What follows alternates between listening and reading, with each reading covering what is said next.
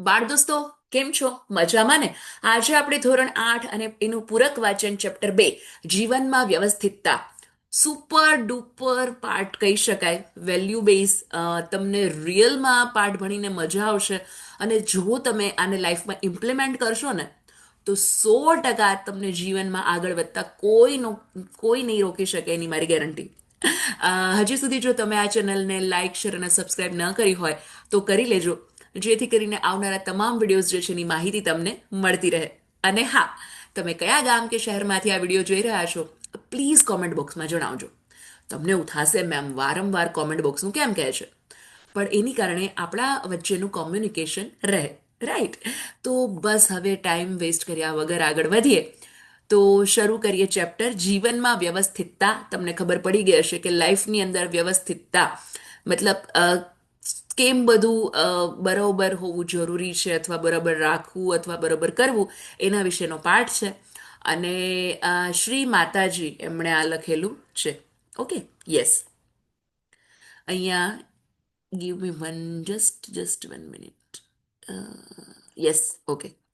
તમને નિશાળે મોકલવામાં આવે છે, શરીર અને મનની કસરત કરવાનું કહેવામાં આવે છે. તે શું તમે ધારો છો કે તમને હેરાન કરવા માટે કરવામાં આવે છે? ના, આ બધી વસ્તુઓ જે છે એની તમારે જરૂર છે. રાઈટ? કે આપણને શું કામ એને સ્કૂલે મોકલવામાં આવે, શું કામ એને વેલ્યુ બેઝ શીખવામાં આવે, ફિઝિકલી, મેન્ટલી, ઇમોશનલી. આપણને શું કામ એને હેરાન કરવા માટે થોડી ના. નહીં નહીં, લાઈફમાં લેસન્સ જરૂરી છે શીખવા માટે. રાઈટ? પોતાના વ્યક્તિત્વના ઘડતરમાં માણસને જે જે અનુભવોની જરૂર રહે છે, એટલે કે એક્સપિરિયન્સની જરૂર રહે છે, એ બધા જ અનુભવો માણસે કોઈની પણ મદદ વિના જો કેવળ પોતે જ મેળવવાના રહે તો પછી ઘણી ખરી જિંદગી તો એમાં જ પસાર થઈ જાય. મતલબ બધું જ જે છે એ આપણે પોતે જ એક્સપિરિયન્સ કરીને શીખવાનું હોય તો વિશ્વમાં કેટલું બધું છે. અડધી લાઈફ તો એમનેમ, અડધી શું, હું તો કહું છું કે ઘણી બધી લાઈફ એમાં જતી રહી. મતલબ લાઈફનો હિસ્સો. ચાણક્યએ કીધું છે કે સાચો માણસ જે મતલબ સારો માણસ અથવા સાચો માણસ એને કહી શકાય કે જે બીજાના અનુભવને આધારે પણ શીખી અને એને ઇમ્પ્લિમેન્ટ કરે. રાઈટ? એટલે એના અને એટલા માટે જ આપણા જીવનમાં આપણે બીજાના અનુભવોનો ઉપયોગ કરી લેવાનો રહે છે. સેંકડો વર્ષોથી માણસ જાતિ જે છે પોતાના આ અનુભવોનો સંચય કરી રહેલી છે. અને જે લોકો પાસે આ અનુભવો હોય છે તે તમને કહેતા રહે છે કે તમારે ઝડપથી આગળ વધવું હોય, જે વસ્તુને શીખતા સેંકડો વર્ષ લાગ્યા હોય એ તમારે જો થોડા જ વર્ષોની અંદર શીખવી હોય તો પછી આ કરો, તે કરો, આ રીતે કરો, તે રીતે કરો, અભ્યાસ કરો. અને એમ તે તમે એકવાર તમારા રસ્તે ચડી જશો પછી તમારામાં એ પ્રતિભાની શક્તિ હશે તો તમે વિકાસની તમારી પોતાની પદ્ધતિ પણ શોધી લઈ શકશો. મતલબ સમજ્યા? મતલબ અમુક વસ્તુ શીખતા માટે સેંકડો વર્ષ લાગ્યા છે, અને ત્યાર પછી એક તારણ નીકળ્યું. રાઈટ?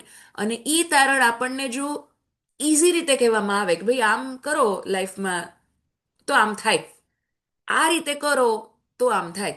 રાઈટ? મતલબ, અને એ જો આપણે શીખી જઈએ અને પછી આપણી લાઈફ એવી બનાવી દઈએ તો આપણે લાઈફમાં જે કરવાનું છે, મેળવવાનું છે, એ બધું જાતે થઈ શકશે. રાઈટ? પણ શરૂઆતમાં તો તમારે કેવી રીતે ચાલવું છે એ શીખવાનું જ રહે. પોતાની મેળે બધું કરવું એ કોઈ સહેલી વાત નથી. એટલા માટે જ તો માણસને કેની જરૂર છે? તો કે કેળવણીની જરૂર છે. કેળવણી યાની એજ્યુકેશનની જરૂર છે. સમજાય છે ને? બહુ મોટી વાત છે. હા, મતલબ આ આપણે સમજીએ છીએ. તમને સમજાતું હોય તો એકવાર તમારા પીઠમાં તમારા જ હાથે આમ 3 શાબાશી આપી દો મારા તરફથી, હે ને, કે તમને સમજાય છે.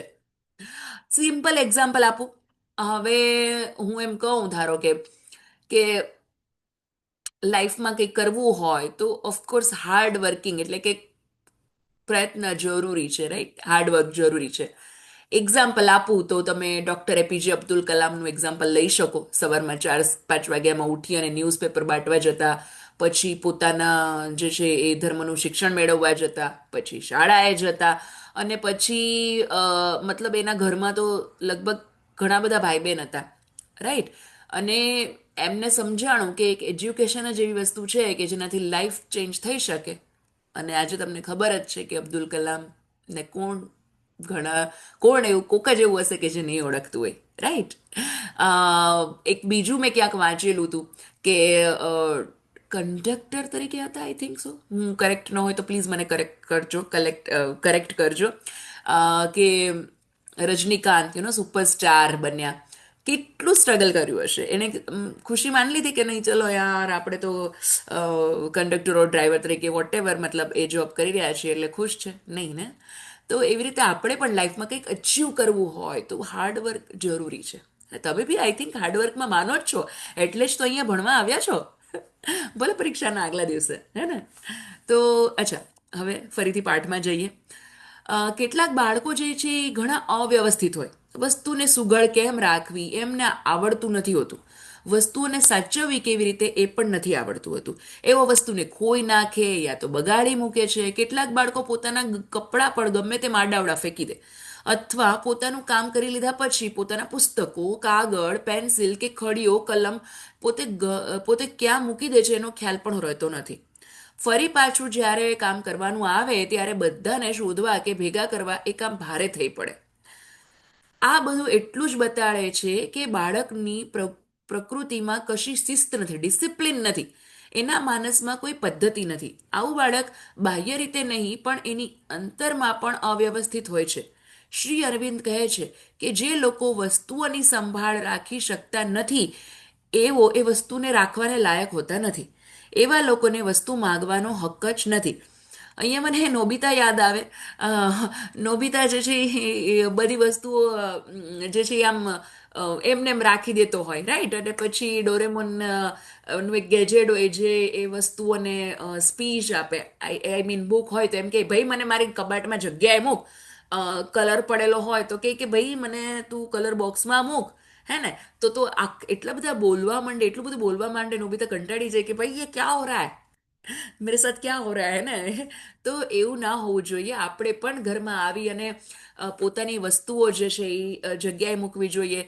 જેમ કે તમે સ્કૂલથી ઘરે આવો છો તો તમારા મોજા ધોવામાં નાખી દો, હે ને? શૂઝ વ્યવસ્થિત બહાર મૂકો, સ્કૂલ બેગ છે એ જગ્યાએ મૂકો, લંચ બોક્સ જો મમ્મીએ તમને આપ્યો હોય ખાલી થઈ ગયો હોય તો એને ઉટકવામાં નાખો. ઉટકો નહીં તો ચાલશે, હે ને? ઘસ્સો નહીં તો ચાલશે, પણ એને એટલીસ્ટ ઉટકવામાં નાખી દો. બેગ જે છે એને રીઅરેન્જ કરો, નેક્સ્ટ ટાઈમ ટેબલ કયું છે એના અનુસાર પુસ્તકો ગોઠવો. આવી નાની નાની નાની દરકાર જે છે એ તમને બેસ્ટ માણસ બનાવશે, ચોક્કસ. હવે કેટલાક લોકોના ઓરડા જોશો, એટલે કે રૂમ જોશો, તો બધું જ સ્વચ્છ અને સુઘડ દેખાતા હશે, પણ એમનો કબાટ ખોલીને જોશો ને, ટેબલનું ખાનું ઉગાડશો તો તમને એક સમરાંગણ, એટલે કે આમ યુદ્ધના મેદાન જેવું નજરે પડશે. મતલબ બધું જ આમ તેમ. અંદર જોશો તો બધું ભેળસેળ પડેલું. એવા લોકોનું મગજ પણ એવી જ હાલતમાં હોય છે. એમના કબાટમાં જે વસ્તુઓ પડેલી હોય ને, એવી જ રીતે એમના નાનકડા મગજમાં પણ વિચારો શેડ ભેડ પડેલા હોય છે. એટલે જ તમને કહું, એક ઝેન નામની બુક છે, તમે હજી નાના છો પણ તમને સમય મળીએ તમે ચોક્કસ વાંચજો. જાપાનીઝ બુક છે ઓફકોર્સ, ઝેન નામની, કે જેની અંદર એક બહુ મહત્વનું વસ્તુ કીધેલી છે આ જ, કે તમે છે ને તમારી વસ્તુઓ જો બધી ઠેકાણે રાખો ને, તો તમને કામ કરવાનું એકદમ ઇઝી થઈ જાય. જ્યારે બી તમે, ફોર એક્ઝામ્પલ, તમે તમારું ખાનું વ્યવસ્થિત ગોઠવેલું એઝ અ સ્ટુડન્ટ, કે ભાઈ બુક્સ બધી અહીંયા છે, નોટબુક અહીંયા છે, ટેક્સ્ટ બુક અહીંયા છે, ડાયજેસ્ટ નવનીત અહીંયા છે, અથવા મતલબ બોલપેન છે તો એ એક્સ્ટ્રા પેન અહીંયા છે, પેન્સિલ અહીંયા છે, ઇરેઝર અહીંયા છે. તો જ્યારે પણ તમે લેસન કરવા બેસો ને ત્યાં તમારે આમ ઘાંઘા વાઘા થઈને છે ને અડધી કલાક શોધવું ના પડે, હાય હાય મેં નોટ ક્યાં મૂકી હતી ને મમ્મી મારી પેન્સિલ જો હોય, હે અરે ભાઈ મને કોઈક શાર્પનર આપો ને યાર, પેન્સિલ તો છે પણ મને અણીને કાઢવી છે તો અણી નથી મતલબ નીકળતી.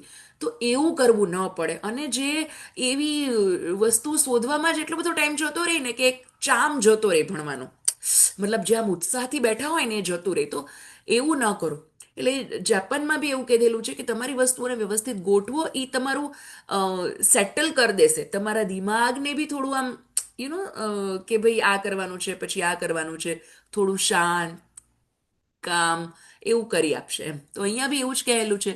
એટલે અને શું કીધું છે કે આવા લોકોએ પોતાના વિચારોને વ્યવસ્થિત કરતા હોતા નથી, બરાબર ગોઠવેલા હોતા નથી. કે ભાઈ જેવી રીતે બહાર એવું દેખાય ને એવું અંદર બી દિમાગમાં એવું જ હશે. આ વસ્તુને તમે એક પાક્કા નિયમ તરીકે સમજી લેજો. મેં એક પણ એવો માણસ જોયો નથી કે જે પોતાની વસ્તુઓને ગમે તેમ પડી રહેવા દેતો હોય, છતાં એનું મગજ જે છે એ બુદ્ધિપૂર્વક કામ કરતું રહેતું હોય. આવી વ્યક્તિના મગજમાં વસ્તુઓની પેઠે વિચારો પણ આમ તેમ ગમે તેમ આડાઅવડા પડેલા હોય છે. કશા મેળ વિનાના, એકબીજાથી તદ્દન વિરુદ્ધ એવા વિચારો એના મગજમાં એક ઝાડુ બનાવીને પડેલા હોય છે, જેવી રીતે મકડી કા જાલ હોય ને એવી રીતે એમ. પણ હું તમને એક વ્યક્તિની વાત કહીશ. એ વ્યક્તિ પુસ્તકો અને કાગળોના ઢગલા વચ્ચે જ રહેતી હતી. તમે એમના ખંડમાં દાખલ થાવ તો તમને જ્યાં જુઓ ત્યાં પુસ્તકો અને કાગળોનો ગંજ પર ગંજ ખડકાયેલા દેખાય. પણ તમે જો ભૂલે ચૂકે એમાંથી એક પણ ચીજને જો આઘી પાછી કરો તો તમારું આવી બન્યું જ સમજવું. એ વાતને એમને બરાબર ખબર પડી જવાની અને તરત જ પૂછવાના કે એમના કાગળોને કોણે હાથ અડાડ્યો છે. કેવું છે હે ને, સસ્પેન્સ ટાઈપ. એમના ઓરડામાં કેટલીય ચીજો રહેતી અને અંદર દાખલ થાવ તો કેવી રીતે ચાલવું એ પણ સમજાય નહીં. પણ એ ઓરડામાં દરેક ચીજ, નોટબુક્સ, પત્રો, કાગળ એમનું એમ દરેકનું પોતાનું ચોક્કસ સ્થાન હતું. બધું જ વ્યવસ્થિત ગોઠવાયેલ રહેતું. એમાં તમે કોઈ પણ પ્રકારનો ફેરફાર કરો તો તેમને ખબર પડી જાય. આ વ્યક્તિ તે શ્રી અરવિંદ હતા. તમારી પાસે થોડીક વસ્તુઓ હોય, 10-12 પુસ્તકો અને થોડી અમથી ચીજો, જો તમે સહેલાઈથી એ બધું છો વ્યવસ્થિત રાખી શકો છો. પણ આપણું લક્ષ્ય તો એ છે કે તમારી પાસે ઘણી ઘણી વસ્તુઓ હોય અને તેમાં તમે એક પદ્ધતિસરની, બુદ્ધિપૂર્વકની અને સજ્ઞાન રીતની વ્યવસ્થા ઊભી કરી હોય અને એ માટેની એક વ્યવસ્થા શક્તિની જરૂર રહે છે. રાઈટ? અને આ શક્તિ દરેક જણમાં હોવી જોઈએ. દરેક જણે મેળવવી જોઈએ. બેશક તમે શારીરિક રીતે સશક્ત હશો, પણ બીમાર હો અથવા તો અપંગ થઈ ગયા હો અને તમારામાં પૂરતી શક્તિ ન હોય એ વાત જુદી છે. પણ એમાં પણ પાછી અમુક હદના હોય તો જ. મેં એવા માંદા માણસો પણ જોયેલા છે, અરવિંદ કહે છે, હા, શ્રી અરવિંદ, કે મેં એવા માંદા માણસો પણ જોયા છે કે જે તમને કહેશે કે પેલું ખાનું ખોલો જરા, અને એમાં ડાબી બાજુએ કે જમણી બાજુએ કે પછી તળિયાના ભાગમાં અમુક ચીજ તમને મળશે. એ લોકો પોતે હાલી ચાલી ન શકતા ન હતા, વસ્તુઓની લે મૂક કરી શકતા ન હતા, પણ એ ક્યાં રહેલી છે બરાબર જાણતા હતા. આવા દાખલાઓ બાદ કરીએ તો પણ આપણો આદર્શ તો વ્યવસ્થા માટેનો, સંગઠન અને સુયોજન માટેનો જ હોય. દાખલા તરીકે તમે એક લાઇબ્રેરી લો, ત્યાં હજારો પુસ્તકો હોય અને બધા જ ગોઠવાયેલા હોય, વર્ગીકરણ કરેલા હોય, ચોપડામાં નોંધાયેલા હોય. પુસ્તકોનું માત્ર નામ બોલો કે થોડી જ મિનિટોમાં એ તમારા હાથમાં પડે છે. તમારી પ્રવૃત્તિઓને તમારે આ જ રીતે વ્યવસ્થિત કરવી જોઈએ. તમારે તમારી પ્રવૃત્તિનું કાળજીપૂર્વક પસંદ કરવી જોઈએ, મતલબ કેર રીતે તમારે પસંદ કરવી જોઈએ. તમારેથી થઈ શકે તેટલું કામ માથે લેવું જોઈએ અને એને બરાબર પાર પાડવું જોઈએ. ઘણીવાર તો તમે વધુ પડતું કામ માથે લઈ લો છો અને પછી કામમાં ઘણી વસ્તુઓ નકામી પણ હોય અને નકામી વસ્તુઓને તમે કાઢી નાખો છો યા ઠીક ઠીક ઓછી કરી શકો છો. કામ કરવામાં આપણે જે વખત જાય એને ઘટાડવાની પણ એક રીત છે. તમારી એકાગ્રતામાં વધારો કરતા રહેવાની. એ માટે સૌપ્રથમ તો તમારા મનને શાંત પાડી દો અને એ શાંત અવસ્થામાં એકાગ્ર બનતા જાઓ. આવી રીતે કામ કરતા પહેલા જે વસ્તુઓમાં સામાન્ય રીતે એક આખો કલાક ચાલ્યો જતો હતો, એમાં હવે તમે ચોથા ભાગ કરી શકશો અને તમારો ઘણો સમય બચી જશે. મેં તમને ઇન શોર્ટ આ જ વસ્તુ પહેલાં કહી દીધી કે જો તમે તમારું વ્યવસ્થિત બધું રાખેલું હશે તો તમારું કામ જે છે એ 50% તો ત્યાં જ પૂરું થઈ જશે. મગજમારી આ લાવ ને પેલું લાવ ને ત્યાં ક્યાં છે ને ઓલું શું છે ને મેં આ નોટબુક ઘરે લઈ આવ્યો હતો કે નહીં, કોઈને આપી હતી કે નહીં, અથવા ક્યાં વહી ગઈ, એવું કશું જ નહીં રહે. તમારી પાસે નાનું ખાનું છે કે તમારી પાસે ઓછી જગ્યા છે, ડઝન્ટ મેટર, પણ એકદમ ઓર્ગેનાઇઝ રાખો. બધી નોટબુક એક જગ્યાએ, બધી પાઠ્યપુસ્તક એક જગ્યાએ, બધી રેફરન્સ બુક એક જગ્યાએ તમારું એક્સ્ટ્રા મટીરિયલ જેની અંદર રંગ આવી ગયા, જેની અંદર બોલપેન આવી ગઈ, પેન્સિલ આવી ગયું, ઇરેઝર આવી ગયું, ઇવન મેથ્સનો સામાન આવી ગયો છે. બીજું કંઈ એક્સ્ટ્રા બુક્સ હોય, જેમ કે તમને ઇત્તર વાંચનનો શોખ હોય તો એ એક્સ્ટ્રા બુક એક જગ્યાએ રાખો. બસ પછી શું, ઇવન એવું હોય તો નાની નાની યલો ઓલા આવતા હોય, એને શું કહેવામાં આવે મને પ્લીઝ કમેન્ટમાં જણાવજો, હું ભૂલી ગઈ છું એને.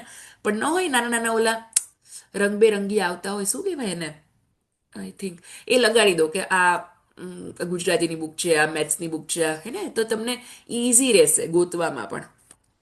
એવી રીતે આમ એક વસ્તુ, આમાં એક બીજી વસ્તુ પણ છે, એક કામ પૂરું થઈ ગયા પછી તરત બીજું કામ ન ઉપાડતા વચ્ચે થોડો આરામ કરી લો, અને જેનાથી કામ કરતી વેળા તંગ બની ગયેલા તમારા સર્વ અંગોને આરામ મળશે. એક કામ કર્યું, than tech rest 5 minutes 10 minutes, હે ને, પછી બીજું શરૂ કરો. એમાં એક નવી શક્તિ પુરાશે અને પાછા તમે એકાગ્રતાનું કામ લેશો. અહીંયા જે છે એ શબ્દાર્થ ઓલમોસ્ટ મેં તમને સાથે સાથે જ્યારે સમજાવ્યું પાઠ ત્યારે લઈ લીધા છે, છતાં જ વ્યક્તિત્વ એટલે વ્યક્તિગત ખાસિયત અને એના ગુણલક્ષણો, સંચય એટલે સંગ્રહ જમાવ, પ્રતિભા એટલે માનસિક શક્તિ, છલક ઝલક અને છટા, સુઘડ એટલે એકદમ વ્યવસ્થિત ચોખ્ખું સ્વચ્છ સભ્ય એમ, ખડીયો એટલે લખવાની શાહી, શાહી લખવાનું એક પાત્ર હોય એ, સમ્રાંગણ એટલે રણ ક્ષેત્ર યુદ્ધનું મેદાન, શેડભેડ એટલે ભેળસેળ એમ મિશ્રણ, ગંજ એટલે ઢગલો, સજ્ઞાન એટલે જ્ઞાન સાથે સમજપૂર્વક, અજ્ઞાન એટલે જ્ઞાનનો અભાવ, અને અશક્ત એટલે નબળું, લેમુક એટલે લેવું મૂકવું. તો આ પાઠ તો એકદમ ઇઝી છે, પણ હા તમે એનું ઇમ્પ્લિમેન્ટ કરજો. પ્લીઝ કોમેન્ટમાં મને યસ ઓર નો જણાવજો. આ ચેપ્ટર સમજાઈ જાય ને એટલે 15 મિનિટ્સ બસ, વધારે નથી કહેતી, 15 મિનિટ્સ તમારું ખાનું ગોઠવી લેજો ચકાચક છે કે નહીં, અને રોજે રોજ પછી 5 મિનિટ એને રીઅરેન્જ કરજો. મતલબ ઓફકોર્સ તમે લેશો મૂકશો વસ્તુઓ ત્યારે એની જગ્યાએ મૂકજો, હે ને, તો તમારા આરામથી બહુ ઇઝી રીતે તમારું કામ થઈ શકશે, હે ને. અને આ વસ્તુ જે છે ને એ આમ ઓલું પોપટિયું જ્ઞાન નથી કે બસ આવડી ગયું, હા આના 2 સવાલ પૂછાય ને આવડી જાય, એ તો તમને આવડી જ જશે. ઓફકોર્સ આમાંથી જે સવાલના જવાબ પૂછાશે ઓર શબ્દાર્થ પૂછાશે કે ખાલી જગ્યા પૂછાય, હે ને, એ આવડી જશે. પણ સાચી આવડત ક્યારે છે, હા, જ્યારે શ્રી માતાજીની સાચી લખેલું છે એનું ક્યારે થશે, જ્યારે તમારું ખાનું ચકાચક ગોઠવેલું હશે. અને ફક્ત ખાનું નહીં, મેં તમને કીધું એમ સ્કૂલથી આવી અને તમારો સામાન પણ વ્યવસ્થિત જગ્યાએ મૂકેલો હશે, તો મારા તરફથી તમને 100 માંથી 100 ગુણ, હે ને, વેલ્યુના, એટલે કે મૂલ્ય શિક્ષણના. અને એ જ ઇમ્પોર્ટન્ટ છે. આજથી 2 વર્ષ પછી કે 10 વર્ષ પછી કોઈ તમને પૂછવાનું નથી ભાઈ કે 8મા ધોરણનું પૂરક વાંચનનું બીજું ચેપ્ટર શું હતું. પણ તમને આ જો ટેવ પડી ગઈ ને તો તમે 100 લોકોમાંથી અલગ થઈ આવશો એકદમ. અને એ છે આ પાઠની ગેરંટી. તો કરશો ને. બહુ ભાષણબાજી થઈ ગઈ. ઓકે, આપણે મળશું નેક્સ્ટ વિડીયોમાં. ત્યાં સુધી આવજો.